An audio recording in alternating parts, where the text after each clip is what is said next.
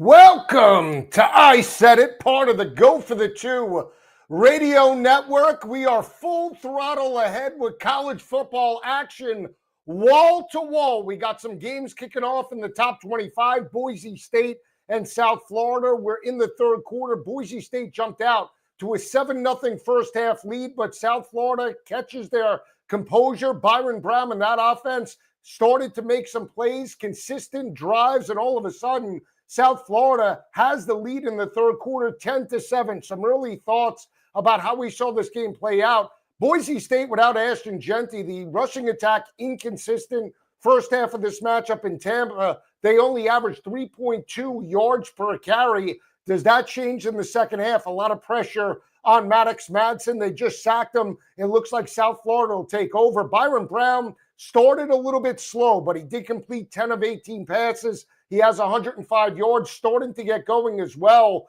in the rushing attack. He was negative 19 yards, sacks count in college. He's up to 23. So that offense is starting to find some continuity. And we talked about it throughout the week. We like South Florida plus the points. We saw the fluctuation from 6.5 down right before kickoff to 4.5 points. How does the heat, how does the humidity affect Boise State moving forward? We'll see in the second half of that matchup. Another game that I'm on, not going well right now. I'm on Akron's quarterback, Finley, to throw for 225 plus yards. Right now, Akron's struggling. No score in the first half, 12:24 left in the second quarter. He's got 28 yards. Why was I on Akron as it relates to the passing total? I told you in the breakdown, Wyoming has 3 freshmen defensive backs. I think from just a scheme perspective and from a total perspective, we talk about communication. We talk about the ability for defensive backs to read coverage, especially on the road in a week 1 matchup. The potential to have chunk plays and, more importantly, big touchdowns over the top is there. Does Akron and Joe Moorhead make some adjustments? Right now, first quarter, 28 passing yards, no score. I'm on the total over 47.5. Also alternate as high as 50.5. So we'll see if we can get some points in the second half of this matchup. Right now, not looking good, but we always have 4 quarters. You never know what could play out in college football. Games later today, Nebraska and Cincinnati. Cincinnati, 6.5-point dogs. It's on a neutral field. I get that in Kansas City, but we've seen a ton of money, a ton of action on Nebraska and Dylan Raiola. This line hasn't moved a budge. You go across multiple books, it's sitting at a flat 6 or 6.5. It really hasn't budged off that. I'm shocked about the line movement. You're talking about a 5-7 Cincinnati team that was gutty last year. This is a team that was physical, played some of the better teams in the Big 12 toe-to-toe. They didn't win the games, but they were able to score points and make it 4-quarter type of efforts. Do they do that against Dylan Raiola and this Nebraska team? I want to see how this game plays out in the first half perspective. We could potentially jump in from the in-game as well. Rutgers, if you took the over, you're looking fantastic right now. 48 points in the first half. They take a 31-17 lead in the half over Ohio. Really haven't broken that down to any capacity. I did see Ohio try to get in scoring range right before the half. Rutgers, though, with a double-digit lead. Another team that Carver and I talked about, Wisconsin, laying 18.5 now to Daquan Finn and Miami of Ohio. Daquan Finn's number, 155.5. What do you get out of Billy Edwards and this Wisconsin offense? We talk about the inconsistencies last year. They had quarterback concerns. The defense broke down at critical junctures. They couldn't convert on third downs throughout the regular season. Luke Fickell and this team have their backs against the wall. Can they step up at home in Camp Randall against a MAC opponent, win, and more importantly, cover the 18.5 number? We'll see. Special guest. We got huge games this weekend. LSU Clemson. I got former LSU running back Justin Vincent. He'll be joining me in about 25 minutes. We'll be breaking down the offense under Brian Kelly. What does Garrett Nussmeier look like? Can Caden Durham and Caleb Jackson step up and make some plays in the rushing attack? A ton of optimism for both of these teams. I've talked about it at length with Carver and everyone else breaking down these matchups, whichever quarterback or whichever team you believe could step up and win this game and win it convincingly, if you believe that, you better bet them in the Heisman Trophy market. There's going to be separation. There's going to be a huge overreaction from week 1 to week 2. So that's where you can catch some value. We know Arch going on the road in the Horseshoe, Columbus. That's going to be a rocking environment right now. Ohio State still 2.5-point home favorites in that matchup. We talk about Texas and their ability to step up. What do you need out of Texas to potentially win this game? I'll say this: rushing attack with Wisner and the offensive line need to get going. Why is that a cause of concern? Because you look at the game against Arizona State, they rushed for around 1.7 yards per carry. The loss to Ohio State last year only averaged 2 yards on the ground.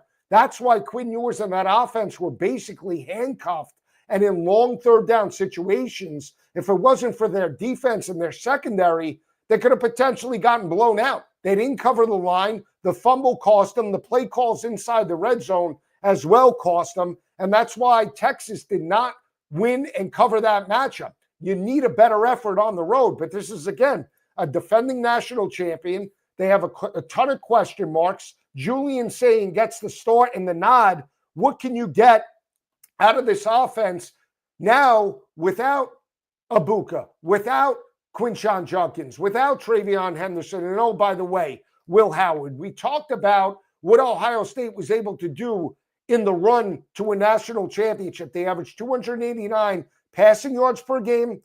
Will Howard, 8 touchdowns, 2 interceptions. Are you going to get a better effort out of Julian Sayin in this ballgame going up against one of the best secondaries last year in college football? That Texas secondary held opposing quarterbacks 59% completion percentage. They only allowed 9 passing touchdowns all season long.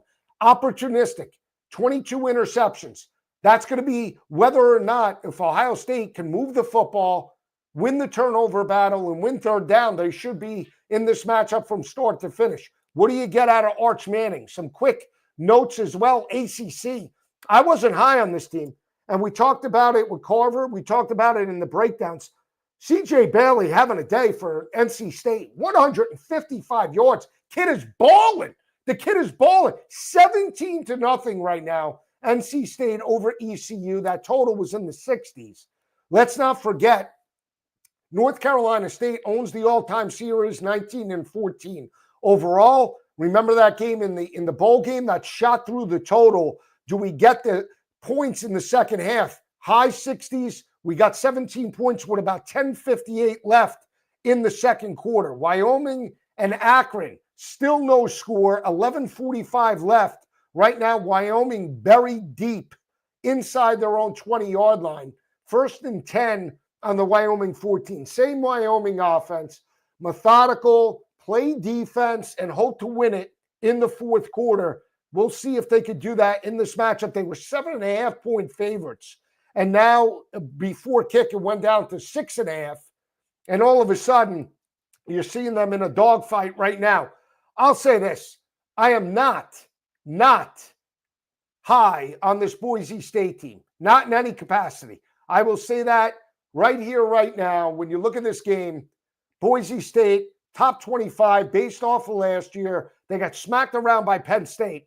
I'm not buying in big picture. I'm not buying into this team with Maddox Madsen. I don't think they're physical. And I actually think South Florida potentially could wear them down as this game progresses. I'll give you the in-game total right now, 17-7. 17-7. Smish job by South Florida. Right now, we'll give you the scoring update.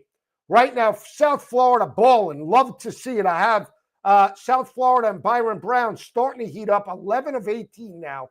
$123 through the air.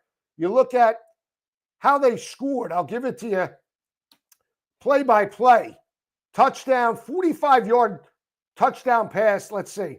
4 plays, 49 yards. So there you go. It was a 4th down on the Boise 45.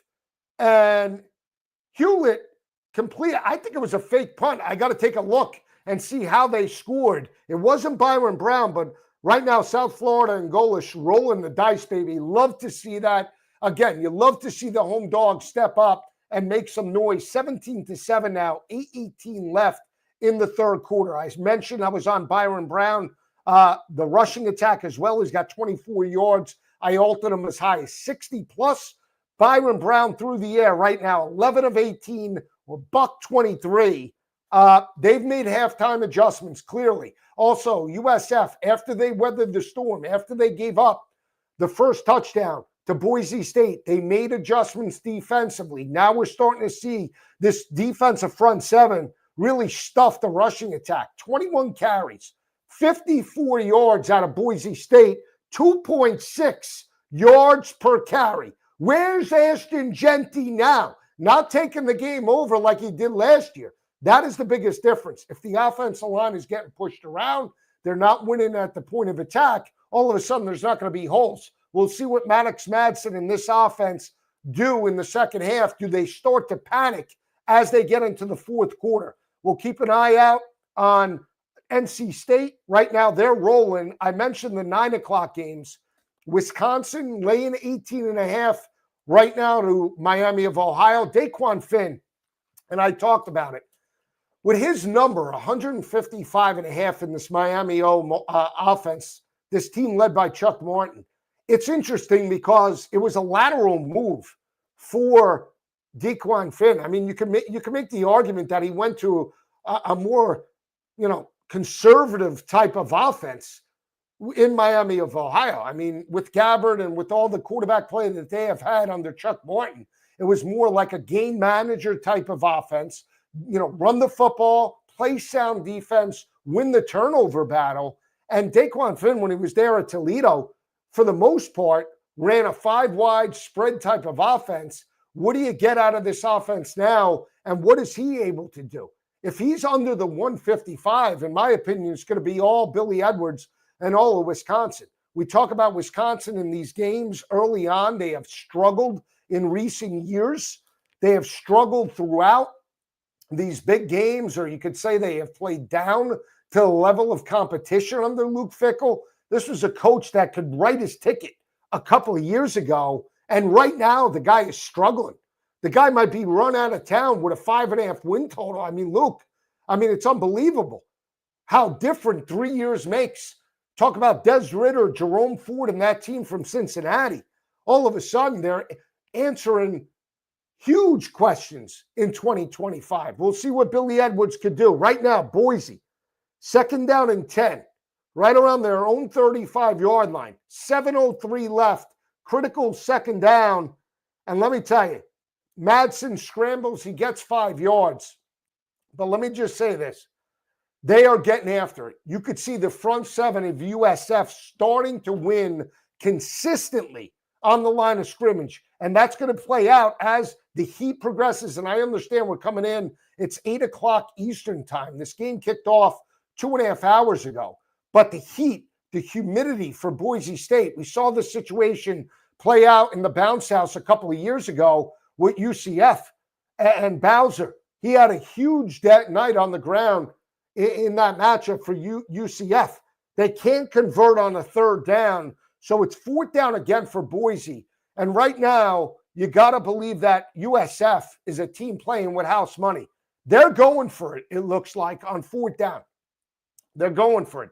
Let me just say this. This could be the game right here, because if they do not get it, it'll be 1st and 10 USF inside the Boise State 45-yard line.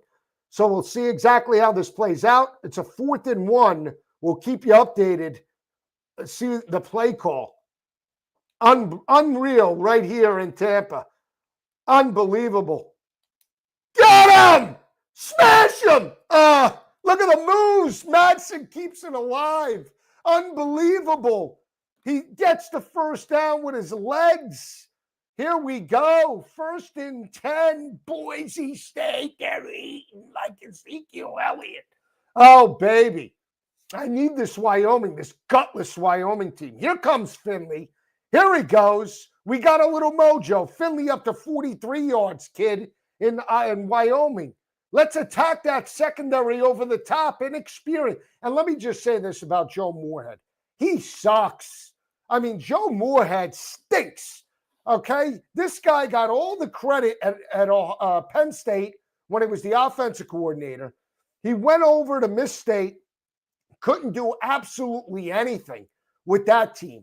Okay? And now with Akron, they ran out my good friend Terry Bowden. I hope they're happy. I don't think they've won a game basically over the last 3 or 4 seasons. The Akron faithful wanted Coach Bowden. Now, good luck. You got it. You haven't won a game since. It's unbelievable when you look at this program. Not going to a bowl game, pathetic, in the MAC. I mean, you want to talk about just bottom of the cellar. That's what Akron is right now. But I'll tell you this, as long as Finley gets to 225 passing yards, he's fine in my book. Come on, Ben. Big bad Ben Finley. As I mentioned, big games on tap this weekend.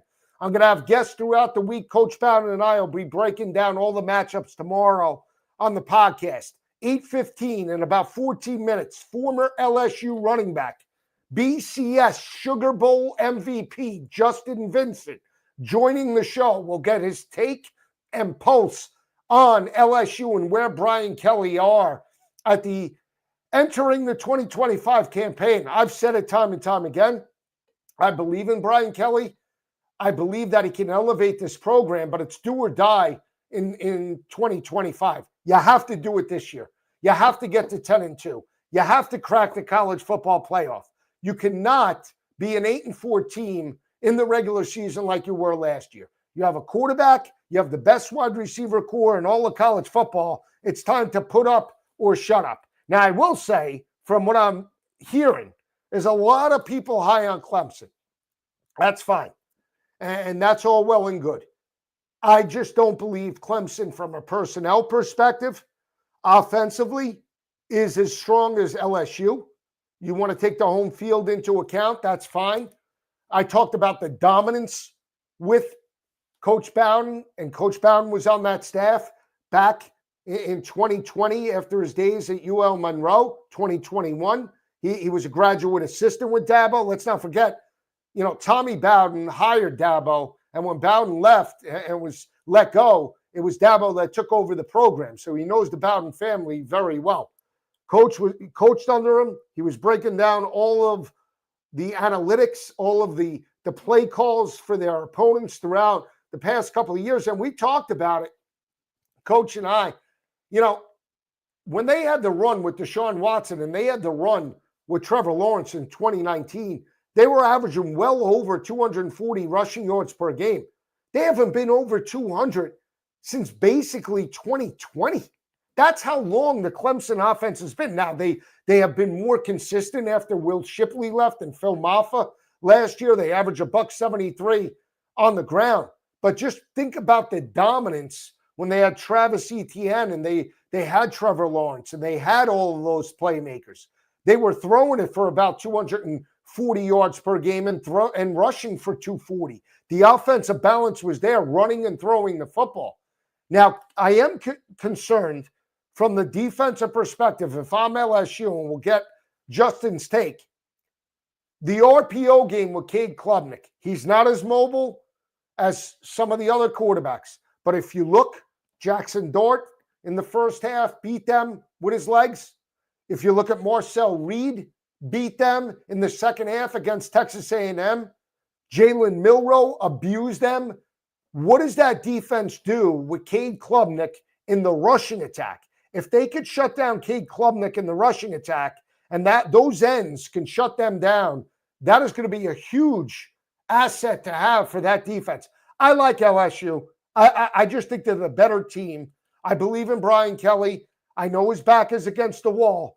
But again, in this type of spot, on a road to... Now, let's not forget, Brian Kelly, from his days at Notre Dame straight through his first couple of seasons at LSU, was a dominant road coach. True road coach. Okay, so he's lost 3 straight on a neutral field. He is going into a tough environment in Death Valley, the other Death Valley in Clemson. True road environment, catching 3.5. And we talk about the dominance of Clemson. 70-5 straight up, dating back to 2015. Okay, 70-5. That's a 933 winning percentage. That is a dominant record at home. But two of those losses came last year. Two of those losses came to Louisville, and the other one came to South Carolina and Lenore Sellers. And if they can't stop the run, they're in trouble, Clemson. That was the weak part of their defense last year. They gave up $160 on the ground. If they can't stop the run against Caden Durham, Caleb Jackson, and even a little Nussmeier, and we'll get into that potentially with Justin Vincent in just about 9 minutes, that is going to be an area that you have to keep an eye on. Can that front seven make some adjustments with Tom Allen? Tom Allen, I'll say this. Great coordinator, terrible, horrible coach. Okay? Stepped up in his first couple of seasons in Indiana, and then all of a sudden he plateaued and the kids just checked out. There's some guys that are just great coordinators, other guys that are just better head coaches. Tom Allen was a better coordinator, and he showed that last year at Penn State. But that was a Penn State defense that wasn't really, broken. Manny Diaz had that defense in check before he took the job at Duke. So he just kept that train in motion. He had Abdul Carter. He had playmakers in the secondary. So he just fine-tuned that defense. This Clemson defense is not elite by any standard. They were a bend but don't break unit last year. Okay? What does he do to make adjustments and, more importantly, try to get some pressure on Garrett Nussmeier in this matchup? We'll see. I am curious to see exactly how it plays out. I am curious to see exactly what adjustments he makes in this game. That is going to be, the chess match between this offensive staff at LSU and what Tom Allen brings. Now, Brian Kelly already told you. Brian Kelly mentioned that they're breaking down all of the film from Penn State. They're not looking at any Clemson tape from last year. And obviously, tendencies and in critical big matchups, I'm sure he's breaking down the defensive scheme against Ohio State and Will Howard last year in Happy Valley. They had a 10-0 lead. Second half adjustments allowed Ohio State to win that game. Quick update. South Florida holds Boise State 4th and 2, and Boise rolling the dice again inside the 25-yard line. Hey, here we go, South Florida. Golish has this front seven. They're taking a world of time off the clock. Alex Golish and this defense are fired up for South Florida. They live. Oh, 17-7 they hold on 4th down. Unbelievable. Just not the same team with Ashton Genty there. Completely fish out of water, and now we could have our first potential upset right here when you look at this matchup. So, he tried to hit the back on the out. Wasn't there. Madsen, not that great of a passer. And again, they go over on downs. South Florida now with a huge opportunity to get out of the fourth quarter. And that's the biggest thing. Get out of the fourth quarter. We talk about coaches and time management. Get out of the fourth quarter. Bleed this 2:47 and start to work on the fourth quarter. Run the football, sustain drives. You don't want to throw a couple of incompletions and kick the football right back to Boise State with your defense out there for the last 6 minutes. Byron Brown still utilizing his legs. Not a bad call. He gets 1 yard, but that's okay. Now you bleed another 40 seconds off the clock, and hopefully you take it right down. That's what a lot of head coaches fail to recognize. You have a 10-point lead. I understand you just get a big stop. Get out. My biggest thing right now is not to score points. I want to bleed the 2:40 right off the clock and get into the fourth quarter. Right now, incomplete. Say, now you have a 3rd down. You only took basically 40 seconds off the clock, and you might have a long 3rd down situation. There is a flag on the play, so we'll keep you updated. NC State football, again, they are steamrolling right now. East Carolina, CJ Bailey still dealing. And I was curious how this offense would look with NC State because Concepcion, their big play wide receiver, their Swiss Army knife, just like Jalen Samuels was about 8 years ago, the former Pittsburgh Steeler. How would this offense look? But he comes out, he looks in rhythm. And you know, they had a 6.5 win total this year. NC State, this was a team, they had multiple quarterbacks. They had Grayson McCall, they had MJ Morris, they had a number of quarterbacks, and then it fell on CJ Bailey after the injuries hit last year, and he has stepped up. Could the kid come into his own? Right now, Dave Doran and the NC State Wolfpacks looking good right now. 11.5-point home favorite. They have the 17-0 first half lead, 4:26 left in the second quarter.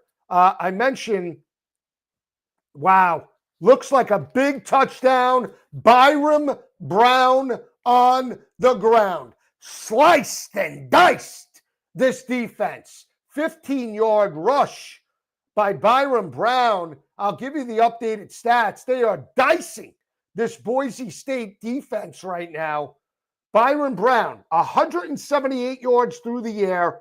He's got another 40 on the ground. So he's accounted for about 225 yards on that Boise State defense. Forget the rushing attack right now. You're down by 17 points with about 2 minutes left in the third quarter. So we'll see exactly what transpires right there. Wyoming, first and goal. They're inside they kicked a field goal. First and goal. Credit the defense. Anderson led Wyoming down on a field goal drive, and we'll see. Finley right now for Akron. First and 10 on the Akron 45, about 3 minutes left. Remember, that was a 6.5-point spread. It came down from 7.5. That total we saw fluctuate. 50.5 down to 47.5 throughout the week. So a lot of money came in on the under. We'll see if we can get there. Right now, Wyoming with a 3-point lead, but potentially Akron getting into scoring territory as the second quarter progresses. I mentioned it. We're going to have the breakdown from former BCS Sugar Bowl MVP Justin Vincent talking about the LSU Tigers. He's close to the program. He was on the staff with Les Miles. He was on the staff and still part of the school. He's been, attached to multiple recruits and talking to student athletes about this program. He's close to Brian Kelly as well. And again, I am concerned about the rushing attack. What does Justin Vincent believe LSU gives you from an offensive line perspective and from this offense from a play calling perspective on the road? Do you want to run the football a little bit more in the first quarter, take the pressure off of Garrett Nussmeier? And Nuss has a huge number in this matchup from a prop bet perspective. Let me just give it to you right now, and we'll break it down. Again, tomorrow, me and Coach Bowden will be breaking down Alabama, Florida State. We'll be breaking down all of the matchups, top 25 battles. Alabama, Florida State's intriguing. We got Coach's take on that. But the numbers for LSU in this matchup, I'm high on Aaron Anderson. I'm high on his total Saturday night. I want to see exactly what that offense looks like. I know they're high on Braun. Garrett Nussmeier's number heading into this battle Saturday night. Right now, 290.5. I mean, you want to just talk about 260.5 for Klubnik, 290.5 for Garrett Nussmeier. Aaron Anderson's number in this ballgame, 63.5. You look at some of the other receivers, Moore for Clemson has a number of 50.5. You look at Barry and Brown, 44.5, could be a little light. Wesco for Clemson, 54.5. Antonio Williams for Clemson with 61 and a hook. Rushing props. And I do want to get a couple of takes when Justin does join the show. Caden Dorm, 62.5 right now. Klubnik is at 34.5. and Randall 66 and a hook for the Clemson Tigers. So we'll see exactly how that plays out. Pressure on Maddox Madsen. If you had Boise laying the 4.5, you're up against it right now. They trail 24-7 with about $1.44 left in the third quarter. That's going to put a lot of pressure on this offense. Total is nowhere in sight. And credit Carver. Carver was on the under. So, I mean, barring a miracle right now, it looks like they should get through that no problem. Boise State starts with a first down across right now the 30. So they're cooking with a little bit of house money. And let me just see. Let me just see right now. Give me 1 second here. See if Justin is on. Trying to get Justin Vincent on the show right now. Sending the link.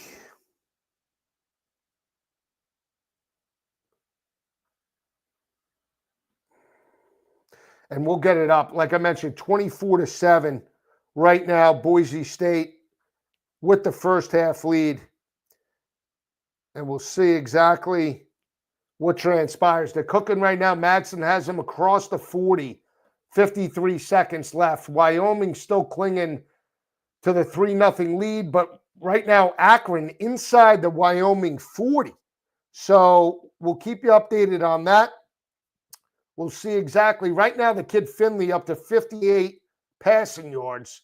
I need some points here, but as long as Finley could cook and lead them on a scoring drive, I think we have an opportunity to potentially get through this 2 1/4 in the second half. I think we could have fireworks. I'm still sticking to the over 47, and we'll see how it plays out.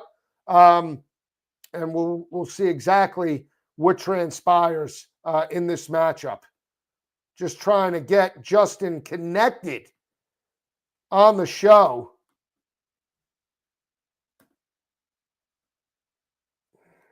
Give me 1 second here. Dealing with some technical difficulties. We'll see if we can get him right now hooked and locked and loaded for this.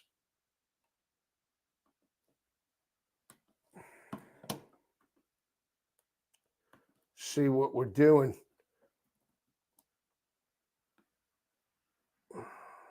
Hello. Hey now.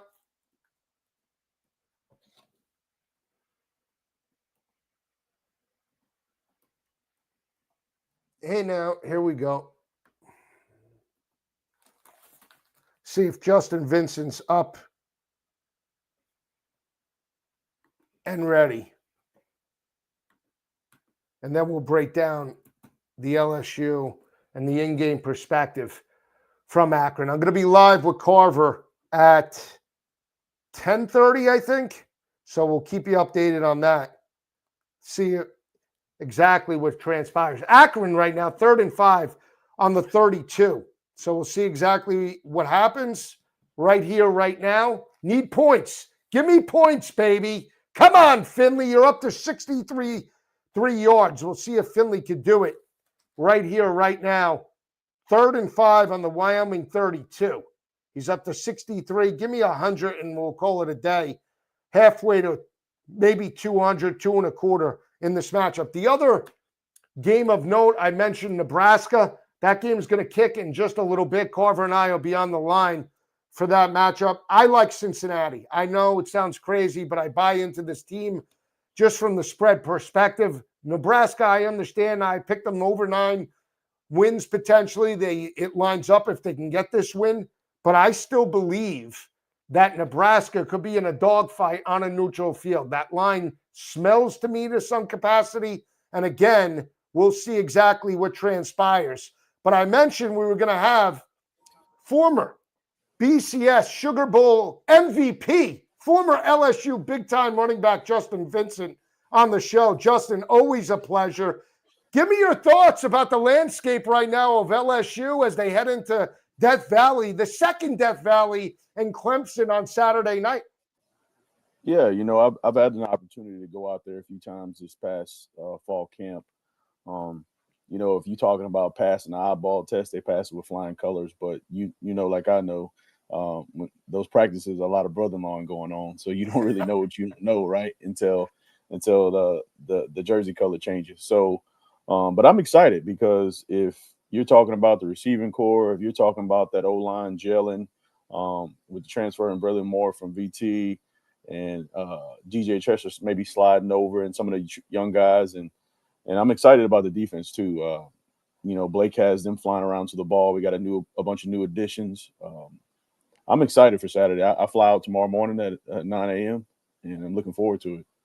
I always said if they need a pep talk, I'll be there. 12 o'clock in the locker room. I'm locked and loaded as well. A couple of things that I look at from this matchup, and I want to get your take. First, when you look at Garrett Nussmeier, year number 2, we've seen the progression. Joe Burrow, year 1 to year 2, they win a national championship. Obviously, Jaden Daniels, the first year to the second year, right? They win the West in the first year. Second year, they don't get there, but he wins the Heisman Trophy. The one good thing I think about Garrett Nussmeier is he's gutty. I've seen that in the road matchup last year against South Carolina. But at times he's got like a little Brett Favre in him, right? The good, the bad, the ugly. When he's pressured, like in the second half of Texas A&M, he has a tendency to throw balls sometimes into double coverage. What have you seen from him in year number 2 as the starter that potentially could be an elite year?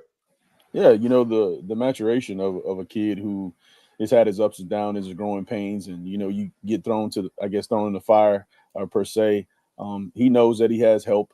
He knows that he doesn't have to do it all by himself. And I think sometimes last year he got kind of caught up in that thinking I gotta do it all, right?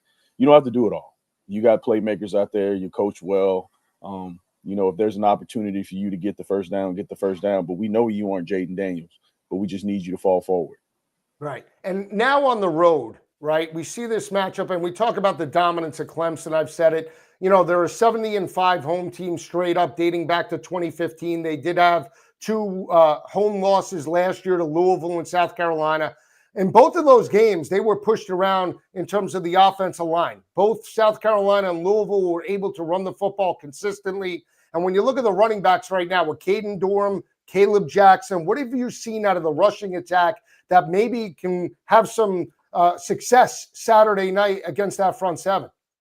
Caleb is slimmed up a little bit, but he's still big as hell, man. It's crazy to me to look at a kid like that, about 6 foot, 235, and runs, sub 10.6.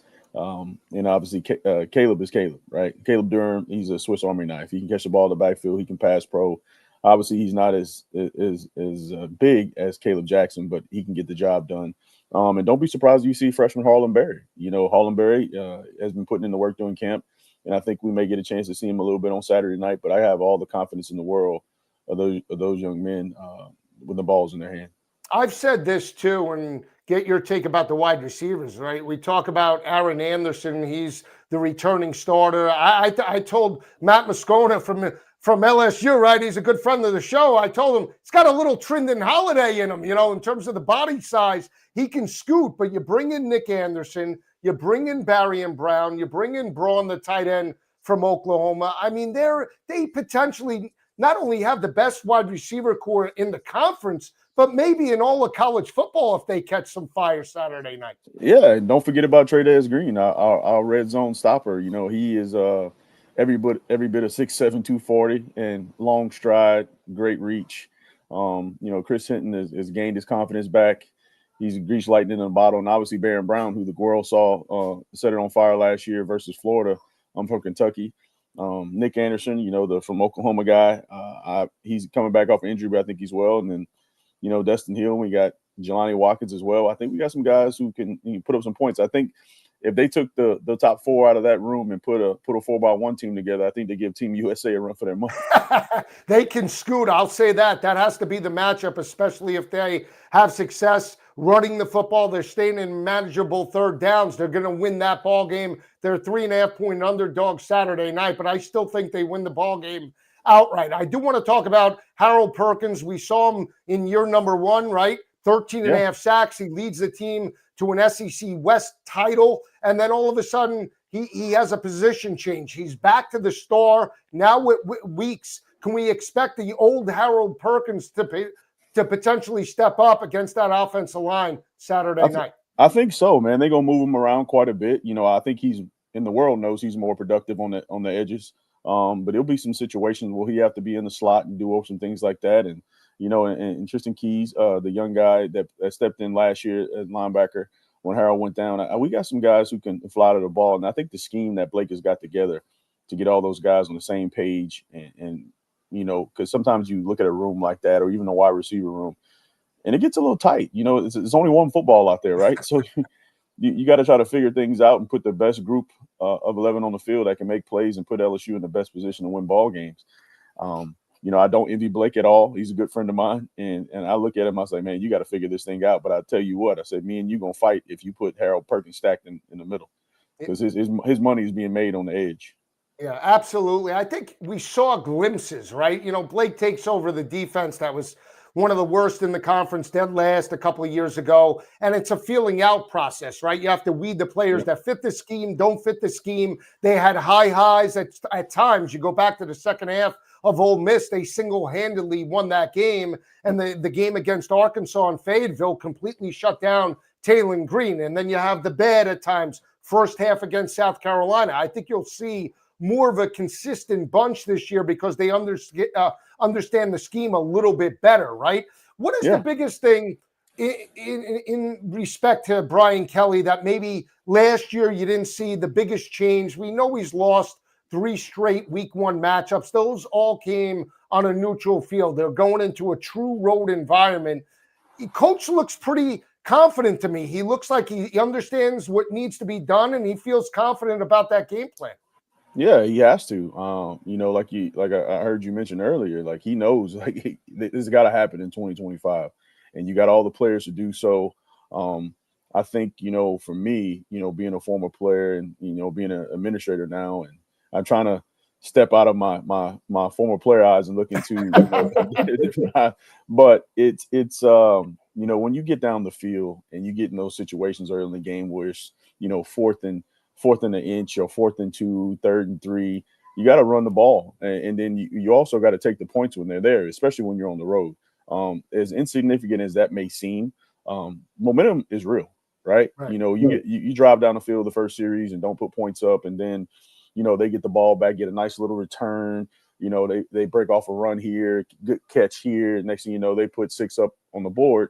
And, everybody's like questioning things. So, but if you go down there and you grind it out and you take those 3 points whenever the opportunity presents himself, I think the rest is just gravy. Everything will fall into place.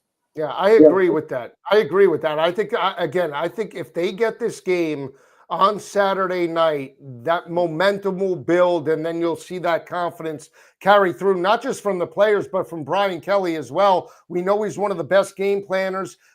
His ability to make in-game adjustments at times is what got him the job in Baton Rouge, and hopefully that'll play out on Saturday night. Before you go, I just want to get your take about the conference as a whole and just Texas with Arch Manning. You think, I understand Texas, the Arch Manning name. I get that.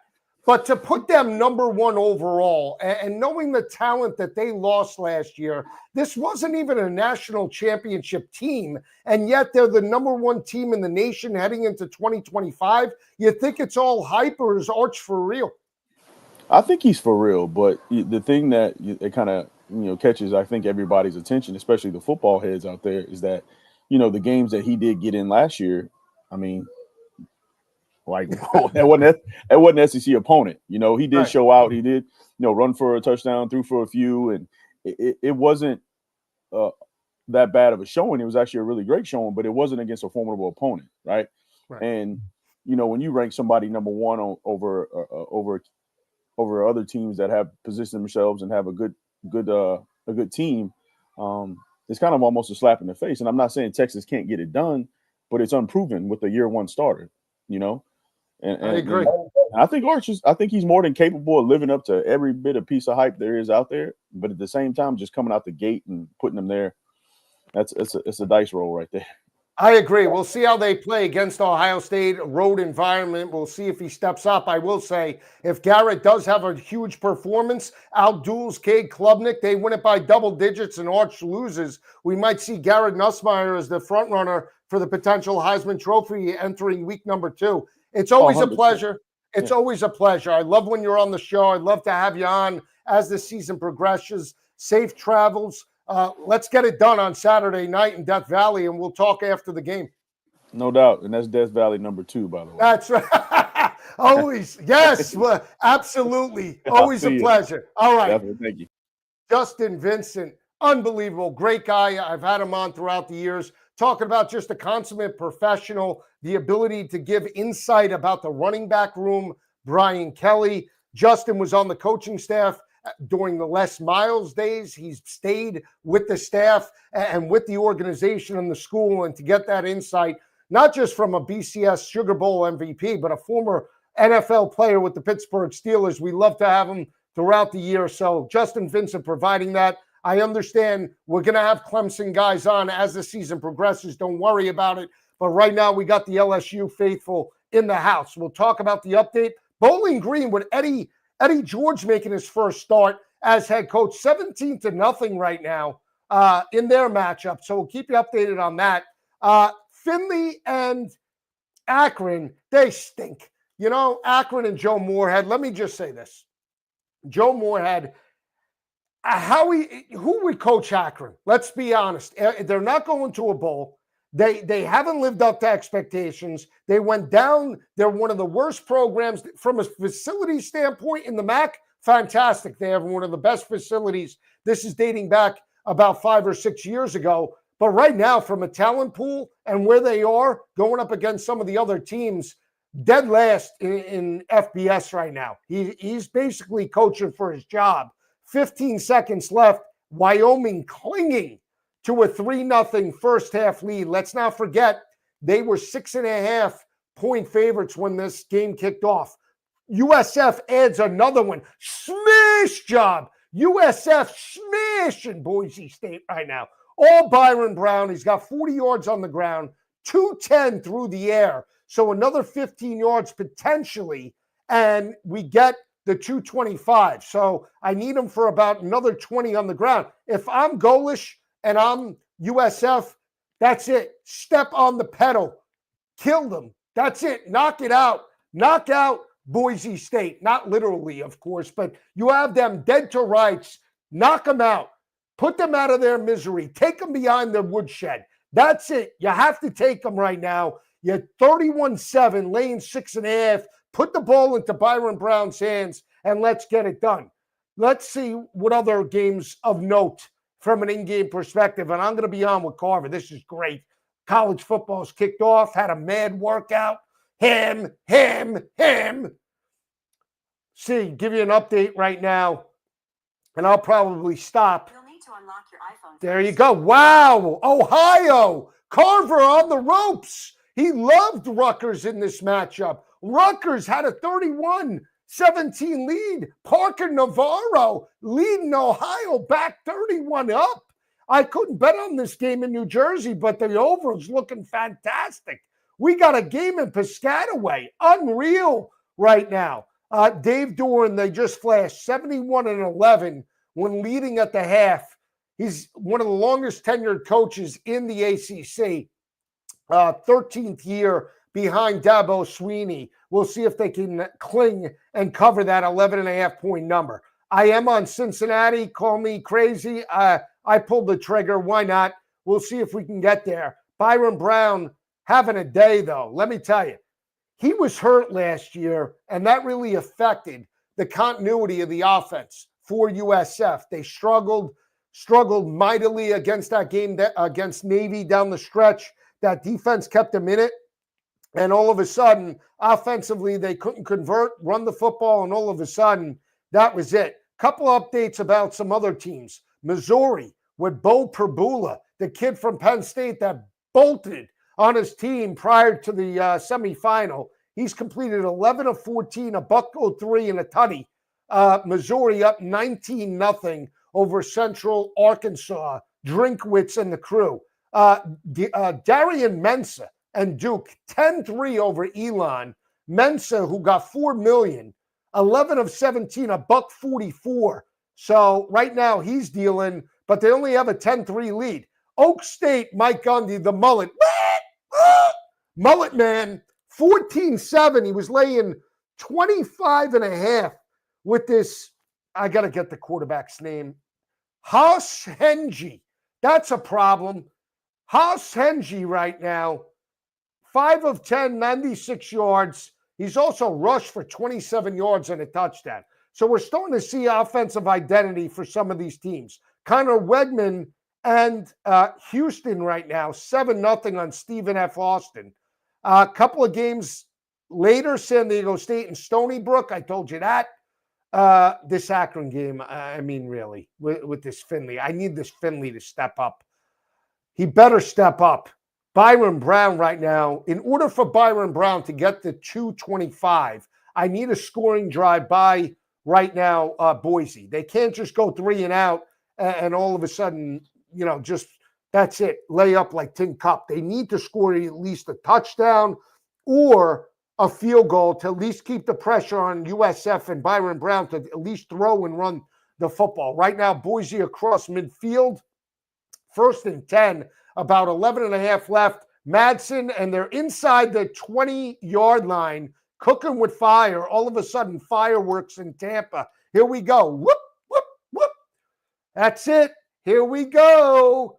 This Parker Navarro, what a day for this kid.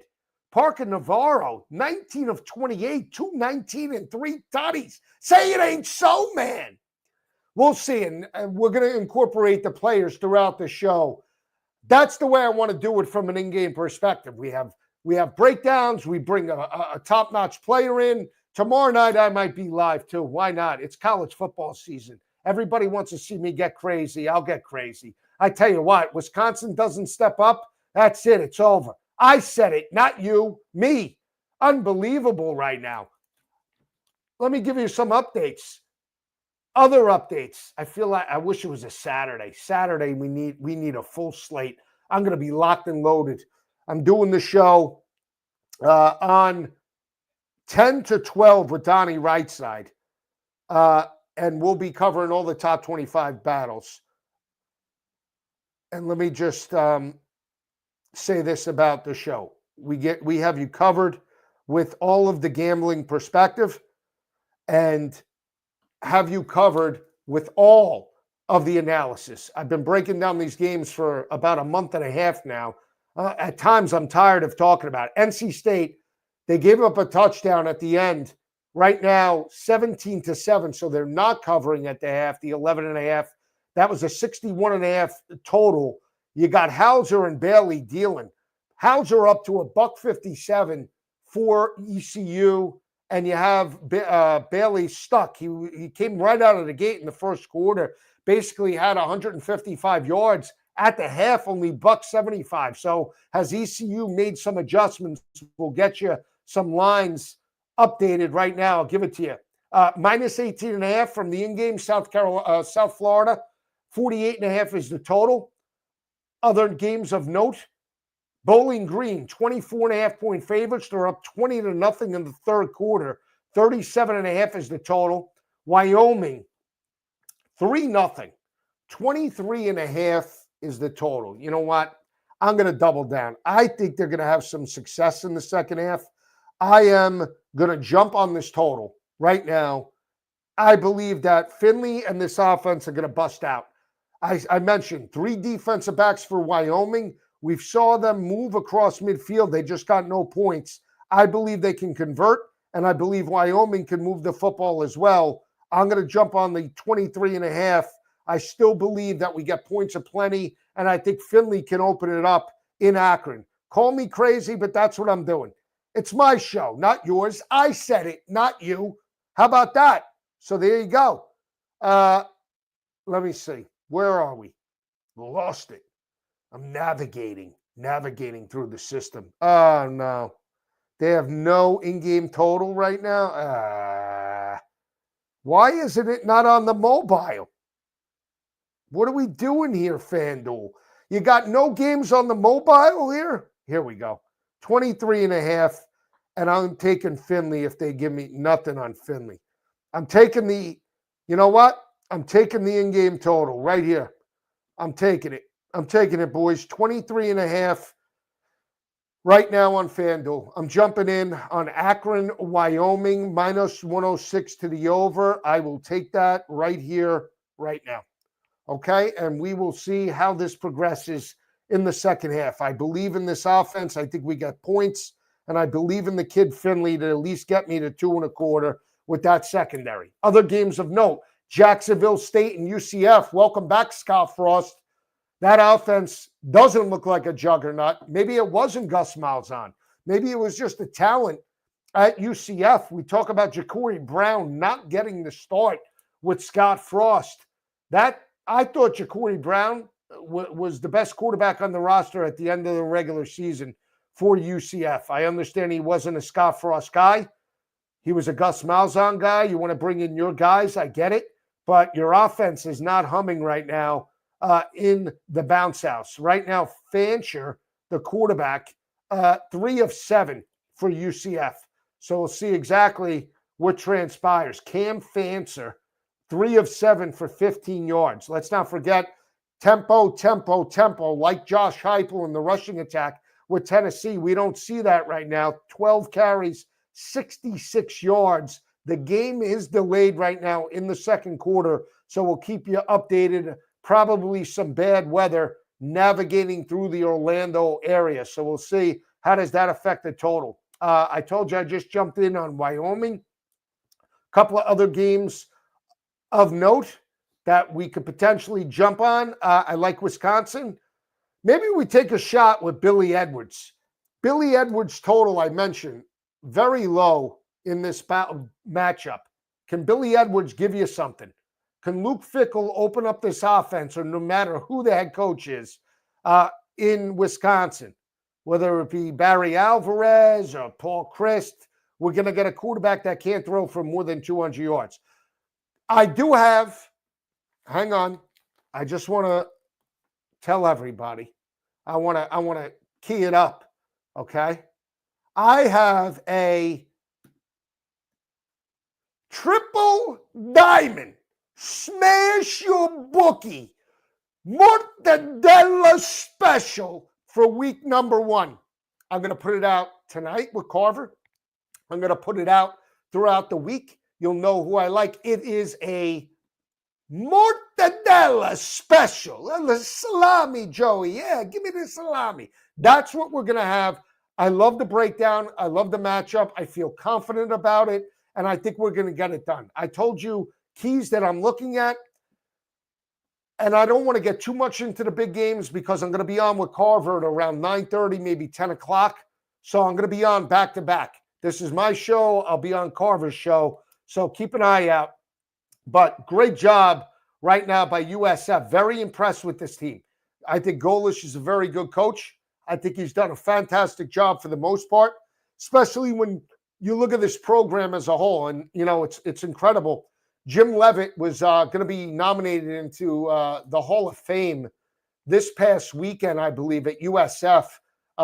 He was arrested this past week for domestic violence and arrested in the Pinellas County area. So, terrible circumstances surrounding Jim Leavitt. He brought that team to national prominence with quarterbacks like Matt Grothe and B.J. Daniels, really built it up before he went to the NFL. It's unfortunate. You know, we've seen coaches like Skip Holtz and others go to USF. I like Golish. He's an under-the-radar guy, but the one thing, when he's catching points in big matchups against the better teams, his teams show out, and that's all you can ask for when you're backing it from the gambling perspective. Rutgers adds a field goal, 34-31.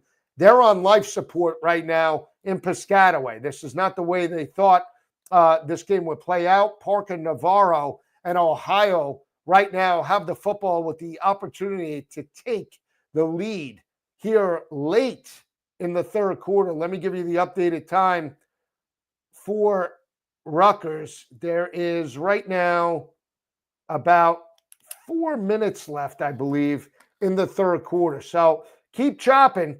This defense led by Shiano, we talk about him predicating physicality, offense and defensive line play. Game one, they came out a little flat. So we'll see if that changes throughout the Big Ten schedule. We'll see if they could step up. Games tomorrow, Carver and I already touched on them, so we're not going to bring up those games on the picks tonight. I like Auburn, Baylor plus the 2.5. I like Baylor, and I like the total. That is one of my best bets for tomorrow night, the total in Auburn and Baylor. I like Baylor plus the points. I like them to get over the 57.5. We talk about Baylor, and it's the first time, I don't know if you saw, of Baylor hosting Auburn since 1975. I believe it's going to be just a dynamic atmosphere. You could say what it is. It's not an SEC environment, but I believe in Sawyer Robertson, the former Texas Tech standout. I believe in that team as a whole.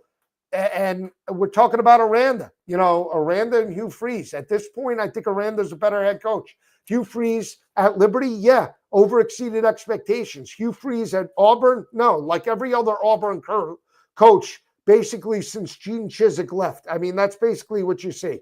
It's amazing when you just look at their inability to step up, their inability to have an offensive philosophy that is, identical to what they had in Liberty with Malik Willis and Caden Salter. I don't believe in Jackson Arnold. I don't believe in Ashton Daniels. I don't believe in this team as a whole. And I know they bring in transfer talent. They're going on the road.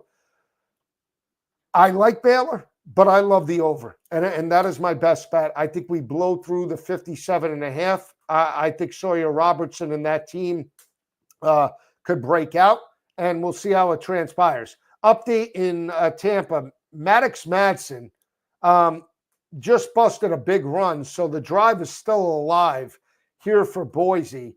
Right now, it's just window dressing. Maddox Madsen, he's got 221 yards through the air. This team has been handcuffed running the football, 100 yards total by 3 different players, Madsen, Malik Sherrod, and Sire Gaines.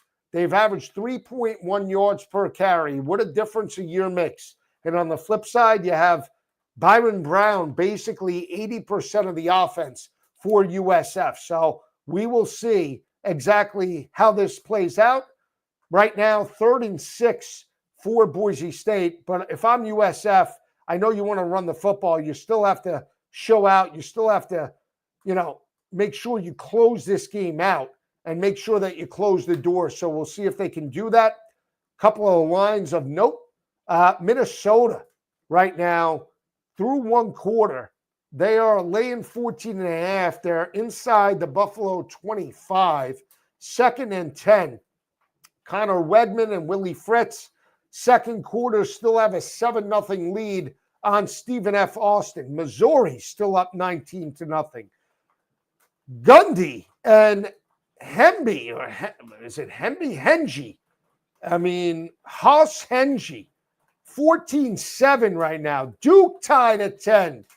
Unbelievable. Manny Diaz on the ropes with Darian Mensah. Was he worth the $4 million, baby? I don't know. UCF in a delay. Akron right now kicking off at halftime. I told you I like the over 23 and a hook. We'll see if he can get there. My guy, I need my guy Finley to step up. But we have our first potential upset of the college football season. USF putting a beat down on Boise State. And you saw the smart money opened at 6.5. We talk about, Boise traveling through 2 time zones. We talk about Boise, the heat, the inability to potentially be as dominant as they were with a former Heisman Trophy candidate in Ashton Genty. I mean, that's basically what you see.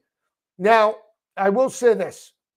A couple of other things to look at for Nebraska. I want to see if Nebraska can blow Cincinnati off the block running the football. I don't want to see Dylan Raiola throw it 45 times in this matchup. I want to see them ground and pound early, work off of play action, and sustain drives. I want to see if that front 7 is for real. This is a gutty team. I keep saying it's a gutty team for uh, for Cincinnati. And I want to just talk about it just to give you an idea about how they went toe-to-toe in the Big 12 last year. We talk about teams that made the transition. You know, we saw it a couple of years ago. All four of those teams struggled. BYU, you can make the argument a couple of years ago was at least somewhat competitive for the early part of the season. But Cincinnati was 5-7 overall. They were 2-4 on a neutral field or on the road. They lost in Pittsburgh to start the year 28-27. They lost to Texas Tech in Lubbock 44-41. They lost to Colorado 34-23. They lost to West Virginia 31-24. They lost to TCU at 20-13. They were in a number of different games last year and just didn't find ways to pull them out.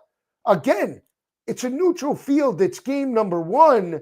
And, you know, we've seen Nebraska in this spot play down to the level of competition.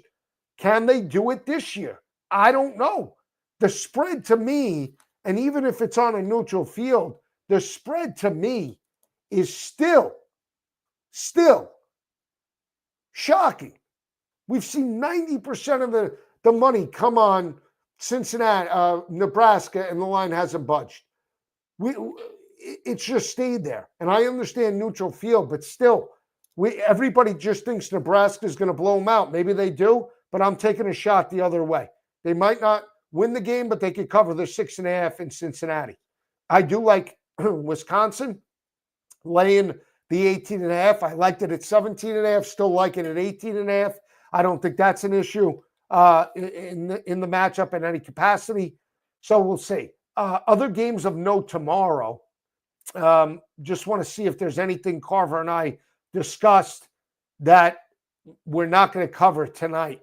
For tomorrow, on Friday's action, let me just give it to you. Just want to see Friday. I like Kennesaw State plus the points. I talk about Wake Forest last year not being a good home team. I understand Jake Dickert. Robbie Ashford, to me, a little bit inconsistent. I have concerns strictly, but my best bet of the night, tomorrow night, is the over in Baylor-Auburn. I think we blow through that total. I think Sawyer Robertson, that offense can move it. And I'm on Colorado tomorrow night. And I like Caden Salter to get through his total. I think we can get there, and I think he can blow through his rushing total. I think the biggest unknown is how does Caden Salter make the transition to an offense that only had 67 rushing yards per game, averaged well under 3.5 yards per carry. How does Deion utilize them with such a pass-happy offense that they had with Shedeur that averaged 318 yards per game last year? You know, Jimmy Horn's gone and obviously Travis Hunter, I get that. But if Deion Sanders is a great head coach, and I believe he is a great head coach, not just a motivator, he will transition his offense to mimic Caden Salter's strengths. And what I mean by that is show different looks that they potentially didn't show last year. And this front seven in Georgia Tech is very aggressive. They're very good in run support. They bring back 6 starters to that defense. They held opposing offenses to a $122 on the ground. You know, and that has been the progression with Georgia Tech under Brent Key. He took over a program 2 years ago. They allowed 189 rushing yards per game. He got it down in 2 years to a $122. That shows that he's building the program from the inside out. His scheme is working. He's finding talent to fit his scheme from a defensive perspective. They can run the football effectively with Jamal Haynes and obviously Haynes King. And they have stepped up against the better teams on their schedule. Week 1 last year, Florida State. They go on the road and go toe-to-toe with one of the most physical teams in the SEC. Not the ACC, the SEC in Georgia, and almost win it in 8 overtimes. That is the difference. That's what you're going to get out of Georgia Tech. The difference, though, for me is they were not a very good road team last year. they struggled in some critical spots. They were 2-5. That included the bowl loss to Vanderbilt. They lost those games by an average margin of defeat of 9.6 points per game. Deion's playing with a little bit of house money. Everybody's doubting him. Everybody's doubting the program. If he's a great head coach, he'll have his team prepped and ready. And it's not just the offense. He brings back 6 starters on defense. That front seven went from 172 rushing yards allowed per game 2 years ago to back down to 151, a 20-yard per game better performance. The secondary went from basically 273 2 years ago to 200 per game allowed last year. They were positive in turnover margin at +9. That shows that Deion and the staff as a whole are making positive improvements with the players. They're getting the right talent. They're coaching the talent up, and it's paying off in wins, and it's paying off in dividends and productivity. And that's what you want to see. So exactly, we'll see how this game plays out. I'm going to be probably live tomorrow night as well. I will be on with Coach during the afternoon. Hopefully we'll have more former players on. Right now, update, they're starting the third quarter, 17-7, NC State clinging to a lead, and here comes East Carolina, just like they did in the bowl game. Slow and steady, baby, inside the 40, and they got a critical he got stuffed. What a bad call. That's terrible. What a terrible call. And the bug for ESPN, terrible, man, terrible. They were inside the 40. They had a 4th and 2, and they're running the football. I'm like, come on. You got to give it to your quarterback in that spot. Terrible.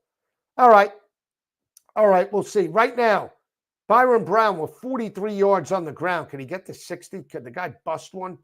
Could he bust one? I need either 15 yards passing or I need a 17-yard run out of Byron Brown. Give it to me, guy.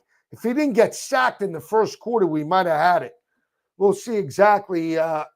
He looks good, though. Early on, Boise State's defense is atrocious. They struggled with more physical teams last year. That was evident. Now we know they went toe-to-toe with Oregon last year. Right now, 3:34 left in the fourth quarter. Major upset. First of the year. Looks like Boise State, they're dead to rights. Stick a fork in them. They're done. Smashed by USF. Right now, we'll tell you if the field goal's good. It's up and it's good. 34-7 beat down by USF in this matchup. So we'll see how it plays out just a little bit later. Quick update. Right now, they're underway in Akron. This team's terrible. 3-0 still. We need some points in the second half. We'll see if we can get that. I told you I have a Mortadella special coming up. I'm going to probably go till about 9:15 Eastern, get you a little prepped and ready for Nebraska, and then I'll pop back on. I'll take a break, and then I'll come on with Carver High, and we'll break down all of the late-night action for college football and give you our weekend picks. Carver and I are going to do this each and every week, so we'll see if we can get there. Just want to see exactly where we have Byron Brown in this team right now. Finley, Wyoming. Yeah, there we go. Okay, so we'll see if Finley can get there. 225 plus. He's up to 70. So as long as they trail in this matchup, it's all right. They're covering the 6.5 right now. The in-game perspective total, 23.5. You might not get any points as this game plays out. We'll keep you updated. We'll see if Cincinnati can break through as well. I like Cincinnati. I took the 6.5. I actually also took them on an alt line of 8.5 in this matchup. Even if they lose it by 7, I'm willing to take a little extra vig with the 8.5 points. I put it in a parlay, so we'll see. 34-7 right now. You want to talk about a one-dimensional offense for Boise State. Let me give it to you. 5 of 16 on third down conversions. I mean, that's terrible. They had 5 conversions, I believe, in the first half. Second half adjustments by UCF. We talk about time of possession. Boise's owned it, but they haven't been able to convert. 8 penalties, 57 yards, 3.1 yards per carry, and they had a 7-0 lead. It's just amazing when you just see it. Now they're up against it. If you had Boise State potentially as that team, and even if it's a non-conference game, it doesn't matter because, again, if they're up against other conference teams in the group of 5 that have better records or have better, let's say, out-of-conference wins. Let's just use a team like Memphis. This hurts them, Boise State. So I would say, Rip, I don't think Boise State's making the college football playoff, but rip up those tickets right now. Smashed in Tampa. Maddox, Madsen, and the crew step out with a dominating performance by USF. Terrible by Boise State. They didn't score outside the first quarter. Amazing when you think about it. Rutgers right now, give you the update on that. We mentioned Rutgers trailed 34-31. I'll give you the stats by Parker Navarro, and that was the biggest thing for me. Was what are you going to get out of Rutgers this year? Again, living in New Jersey, you can't bet on these games. You could look at a big picture. It doesn't matter. But Rutgers right now, and I know Carver liked that, they do have the 34-31 lead. Parker Navarro, 93 yards on 9 carries and a touchdown. Dominating performance on the ground. Through the air, Parker Navarro has completed, let me see, 21 of 31, 239 and 3 touchdowns. Unbelievable. He's playing clean. He's accounted for 4 touchdowns already. All 4 touchdowns Parker Navarro has accounted for. So he's doing a fantastic job. Ohio was rushed for 6.5 yards per carry in this matchup. So just amazing when you think about it and just where they are. Just amazing. When you look at just Kelly and Manis from the former Minnesota quarterback for Rutgers, 17 to 22, 242 and 2 touchdowns. Rutgers is rushed for $159 and 5 yards per carry and a touchdown. So there you have it. 2 good games so far. Even though it wasn't close, the upset for South Florida and right now Ohio going toe-to-toe with the Rutgers Scarlet Knights in Piscataway. So we'll keep you updated on those. Really, the MAC games, 2 MAC games have been close. Outside Eddie George, you talk about the 2 games, Ohio and Rutgers and Wyoming and Akron. Wyoming struggling right now. 10:41 left in the third. They got a 3rd and 5 at their own 18. Critical if you have Akron. You want a 3 and out. You want to potentially have the football across midfield on a punt. And maybe just this guy, Ben Finley, could step up. He's 8 of 19 going up at inexperienced secondary. If Wyoming was playing anybody outside of Akron, they would be losing this game. The fact that it's Akron, they're so pathetic with Joe Moorhead that's why you see only 3 points on the ground. A real head coach and a real team, with talent would have exposed the secondary over the top. So we'll exactly see how this plays out right now. I'll give you some other scores. I mentioned Eddie George and Bowling Green. He had a 17-0 lead, I believe. Eddie George did. And, Eddie George, he's a gamer as well. 23-7 right now. They were laying 24.5 to Lafayette. So you have 14:54 left. They have a 16-point lead.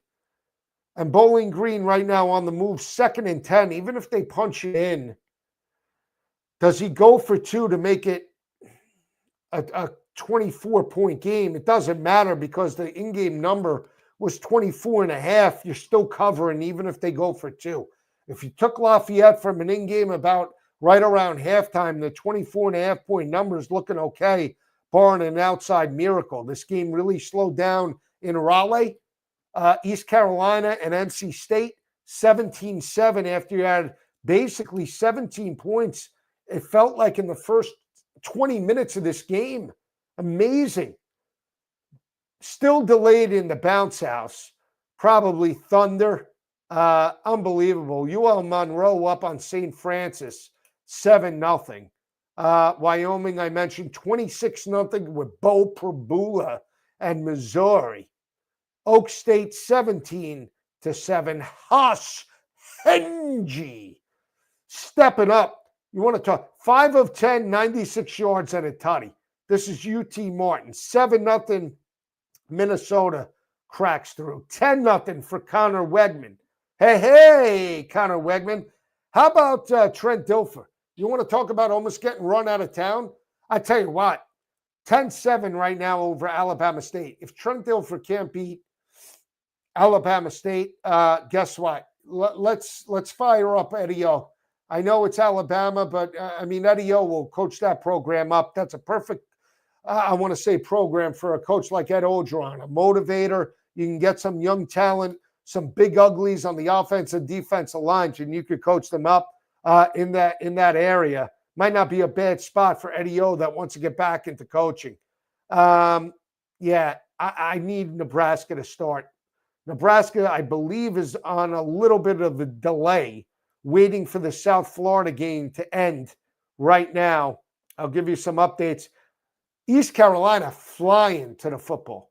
Flying. They fake a punt. Look at this. Oh, man. Gutless Dave Doran. Look at this. Didn't even see it coming. The rope-a-dope. Oh, baby. East Carolina. You got to love it, baby. ECU. They got me the over in the bowl game last year. That's teams that put money in my pocket. That's what I like. Okay? That's what I like. Here we go. Right now, Maddox Matson, you want to talk about a team just crap in the bed right now. This is Boise State. The over extension and the over adjustment after they scored a touchdown. You could have gotten basically a great number with USF.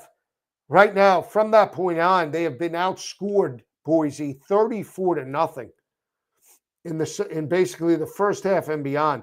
Never relinquished the lead, never threatened. Unbelievable.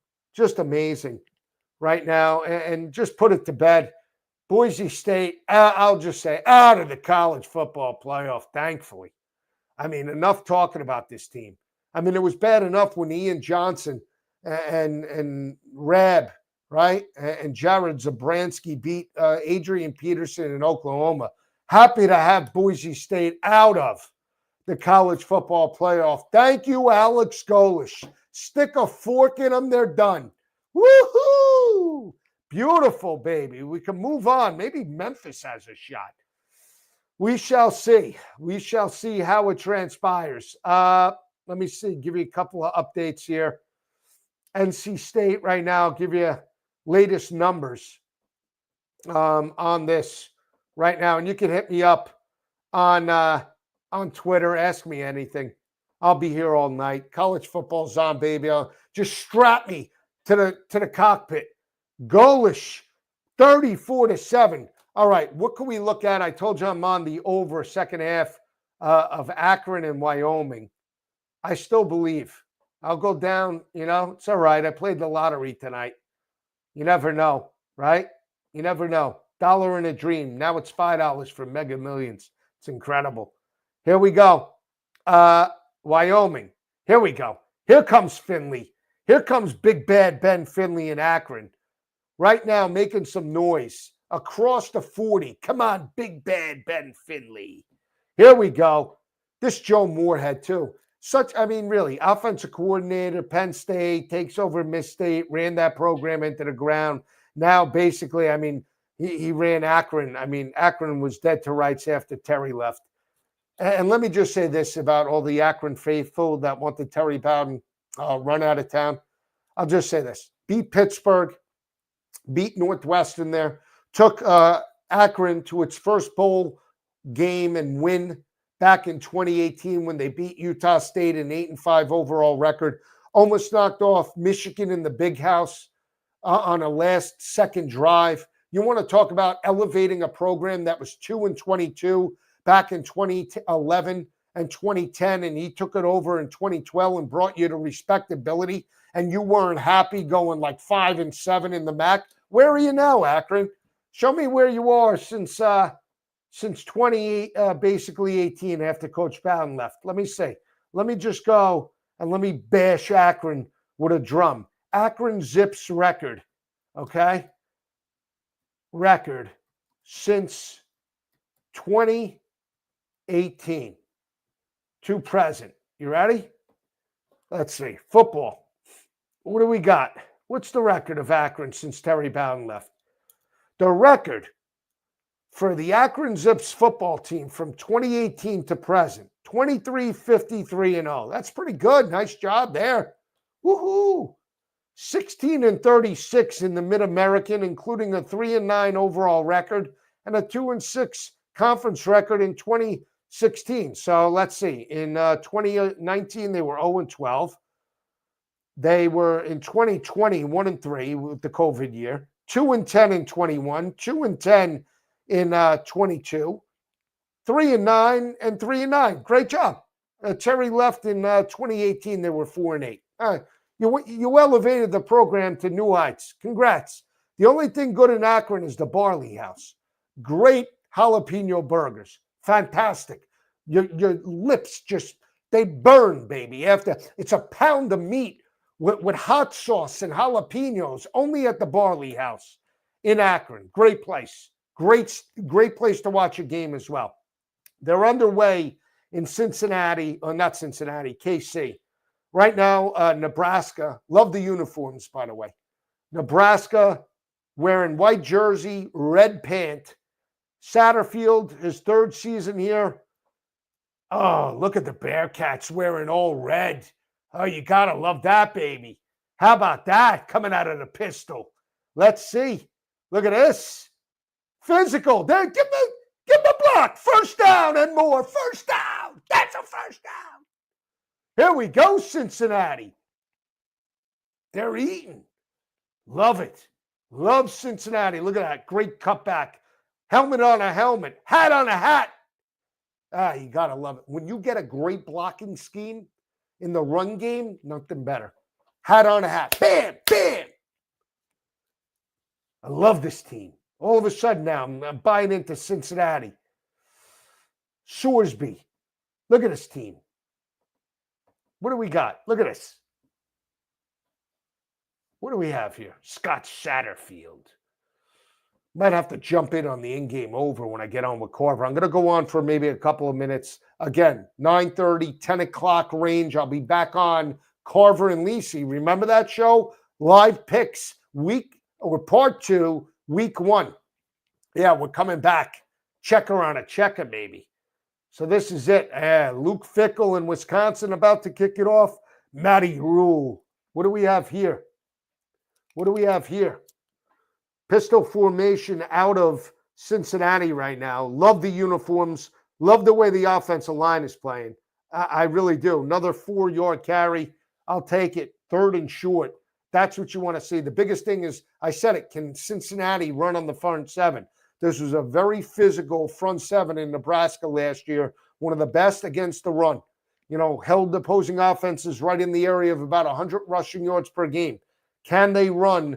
If they can run Cincinnati, especially with tempo, they're going to be in this matchup. We got to see how this game dictates and really plays out. But this is a good first drive out of the Cincinnati Bearcats. They're mixing pass, they're mixing run. They got another first down. They're across the 45, flag on the play. We'll see what happens. But again, Sorsby's dealing right now. And this kid was gutty. Doesn't get mentioned with some of the other Big 12 quarterbacks. They're loaded. But this kid, Sorsby, he's got a little John Mateer. He's got a little kid plays with a little bit of a chip on his shoulder. Here we go. I love Nebraska. I'm on their win total. But again, it looks like the refs, the Zebras, are on Nebraska's side. Looks like a false start or an illegal shift by Cincinnati. So we'll see. But you got to love their uniforms. Got to love what they're doing. And the kid Sorsby's dealing right now. 3rd and 9. It's 3rd and 9 from the 42. So we'll see. Right now, Nebraska not getting any pressure. Can't stop the rushing attack early on, but they can get off the field on 3rd down. Bad play call. And here's the thing. let me just say this. It's my perspective. I've watched a lot of football, played the game to a certain level. When you have an overactive defense, and a defense like Nebraska that can run sideline to sideline, I don't care if it's a 3rd down and 9. You never throw a bubble screen. You're going right into the strength. You want to neutralize a fast defense, you attack them at the seams, post patterns, dig routes, attack them to neutralize the speed. You never want to go out on the perimeter, okay? Especially in the passing attack. You need too much to happen. You need a good block, and then you need that player to obviously make some moves. Great punt coverage. They pin them inside the 15. So Cincinnati right now, 1 drive, 3 and out, but they pin Dylan Raiola and Nebraska inside their own 15-yard line. We'll see what transpires. I've been on for an hour and a half. I'll be breaking down all the games with Carver over the next hour or so. Keep an eye out for Carver's stream. Picks part 2 for week 1 coming up next. We'll see you soon.